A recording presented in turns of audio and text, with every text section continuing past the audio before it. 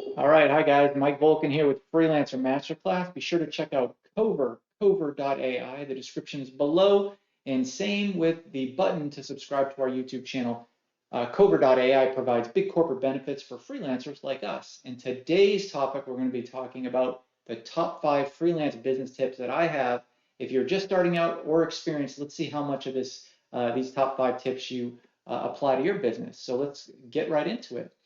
Number one, tip number one, communicate often and clearly, and don't forget to smile. I can't tell you how many times I go on a discovery call with someone.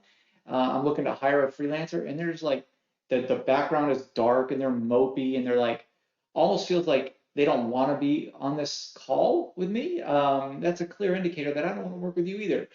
So whenever you're on a discovery call, the first thing I always do with when I'm meeting somebody is I smile, I say, hey, and I say their first name, all right? And I give like a little enthusiastic wave. All right, that sets the tone for the rest of the discovery call. And this goes more than just prospects, it goes clients as well. Once somebody has earned their trust in you and they're paying you for hard-earned work for their company that they're building, you should be appreciative of that and at least give a smile every now and then. In terms of communication, one of the things, if you don't have a system for communications or if you know this is a weak point for you, one of the things you can do is put in your calendar to reach out to X client or insert client here on a certain day of the week. Like every Friday, like I'll send my data updates because I do a lot of data analysis for my clients' marketing numbers. So I'll send every Friday some data analysis on my clients' marketing funnels. All right. That's just my marketing funnel data analysis day. And I know that that comes on Friday. So you can organize your communication like that. If you need some structure around it, that'll work for you. Okay.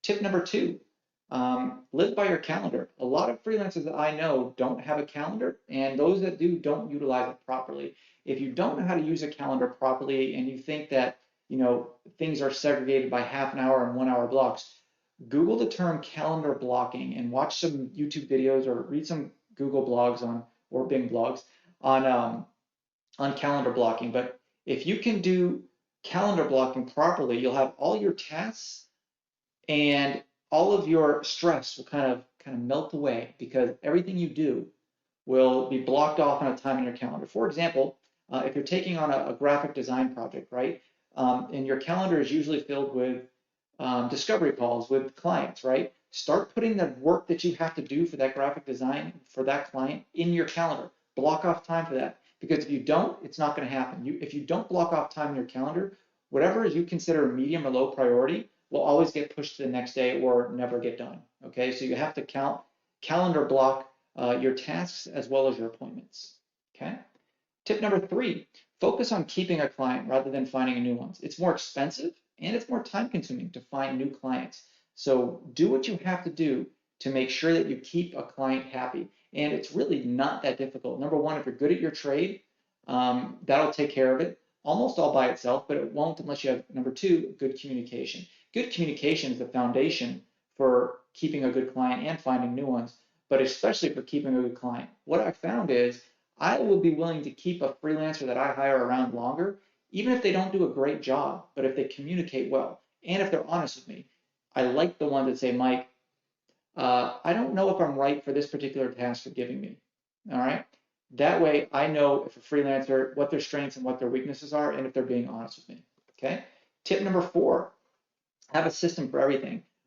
If I ask you right now, do you know where to get your client files on your computer? Would you know how to do that? Surprisingly, a lot of people would say no. Sometimes they'll have like an icon on their desktop, and if it's not there, they'll go into their client folder and they'll try to find it there. It's kind of messy. All right, you should organize your computer the way for maximum efficiency. Set it up that way.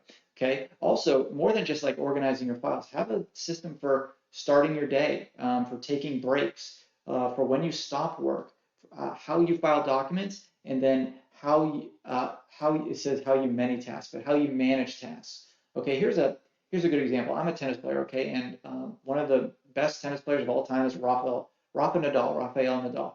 If you haven't seen him play, go to YouTube and just type in Rafael Nadal tennis. Watch him, the way he structures his points. Every single point starts off exactly the same way.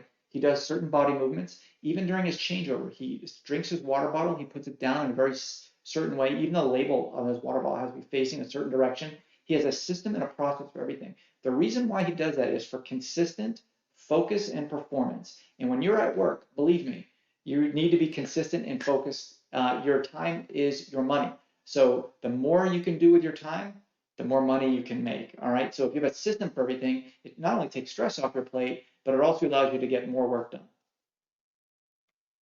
And then know what you do and stick by it.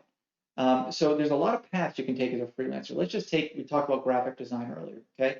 You can be a logo designer, you could be a website graphics designer, you could be a print designer, and that's just three of many different niches you can be in the graphic design industry. Don't take in all sorts of projects, all right? Find what you like to do, find what clients are willing to pay you for, and just go with it. Now, if a client asks you to do work that you feel uncomfortable with or don't think you do a great job on, then it's okay to say, I'm not comfortable doing this, or this isn't in my alley, okay? So those are my top 5 freelance business tips. Hope you can apply them to your business. Thanks.